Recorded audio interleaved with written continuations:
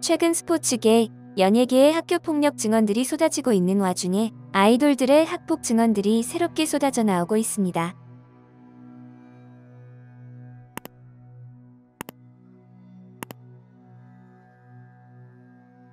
첫 번째는 아이들 수진입니다.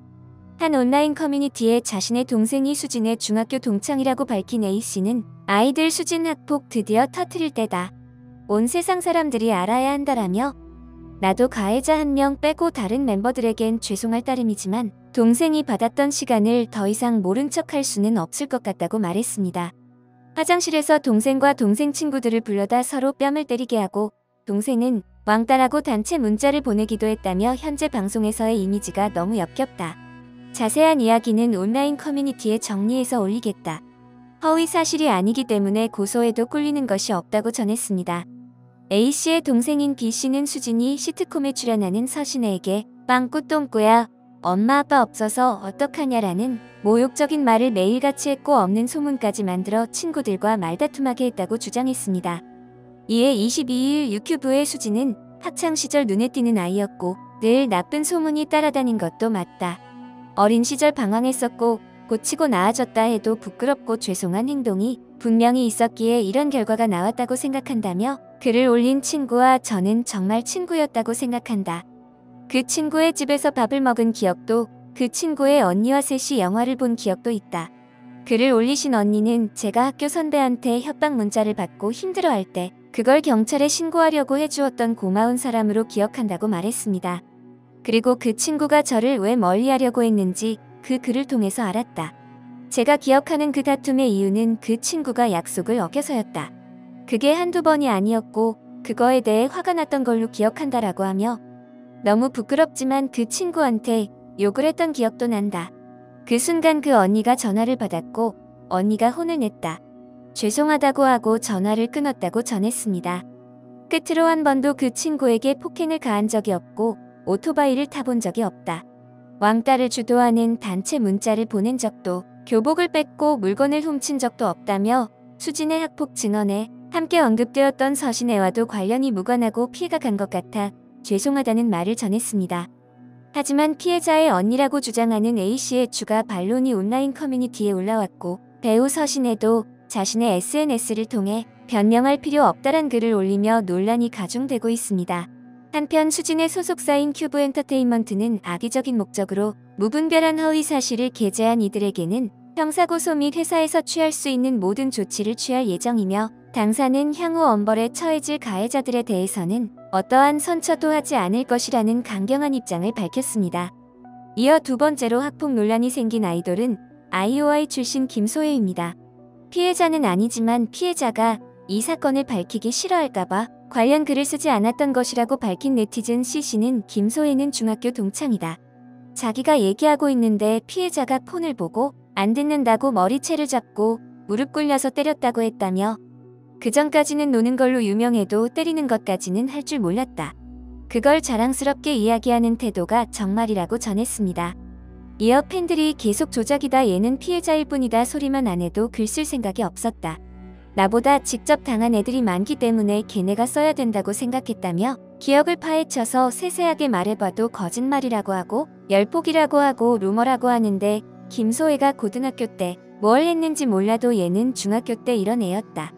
이게 사실이다고 말했습니다.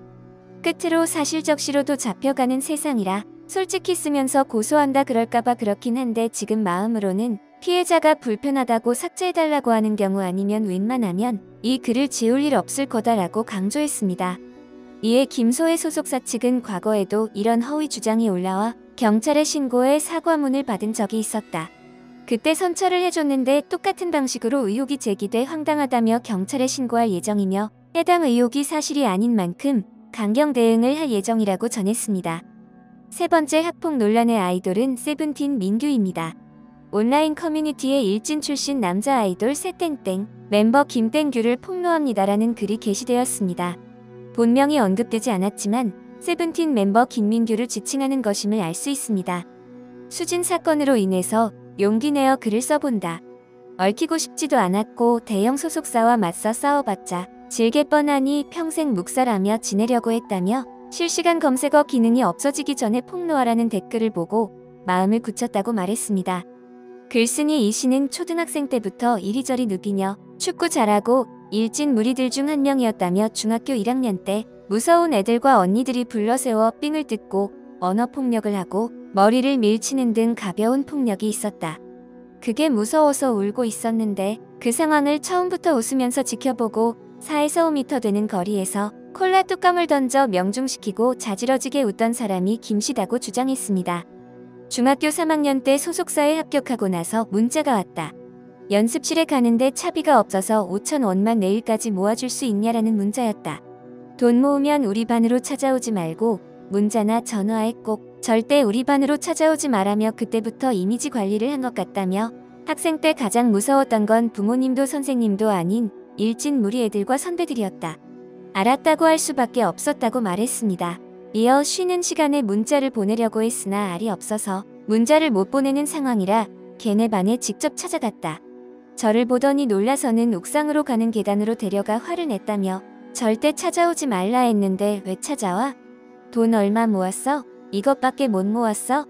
알았어 가. 딱 이 네 마디를 했다. 아직도 기억나는 걸 보면 얼마나 임팩트가 있었는지 아시겠냐고 전했습니다.